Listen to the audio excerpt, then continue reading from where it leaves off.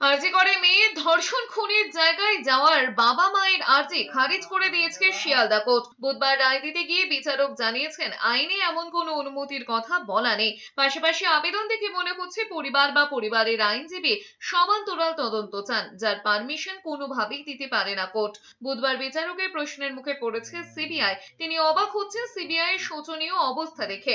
কেন CBI no objection দেয়নি তা নিয়ে প্রশ্ন তুলে বিচারক বলেছেন, তাহলে কি সিবিআই মনে করছে তাদের তদন্ত সঠিক হয়নি?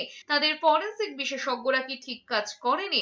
এটাই যদি হয় তাহলে এতদিন বৃহত্তর ষড়যন্ত্রের তদন্ত কিভাবে হলো? তাৎপর্যপূর্ণভাবে মামলার শুনানিতে কেন্দ্রীয় এজেন্সির তরফে কোনো আইনজীবী উপস্থিত ছিলেন না। আরজি করে খুন ধর্ষণ মামলা ছাড়াও আর্থিক দুর্নীতির মামলায় গ্রেফতার হয়েছিলেন প্রাক্তন অধ্যক্ষ সন্দীপ রায় এবং টালা থানার প্রাক্তন ওসি অভিজিৎ মণ্ডল, কিন্তু একটি মামলায় তারা জামিন পেয়েছেন। শিয়ালদা কোর্টে বিচারকের মন্তব্য, সিবিআই চার্জশিট জমা দিতে না পারায় দুজন জামিন পেয়েছেন। গতকাল আমরা যেই অ্যাপ্লিকেশনটা করেছিলাম যে আরজি করের টোপোগ্রাফি দেখার জন্য প্লেস অফ অকারেন্স ভিজিটটা, সেটা লার্নেড কোর্ট রিজেক্ট করেছে। ওনার বক্তব্য, এই মুহূর্তে সেই জায়গাটা উনি অ্যালাউ করতে পারছেন না যেহেতু ইনভেস্টিগেশন চলছে।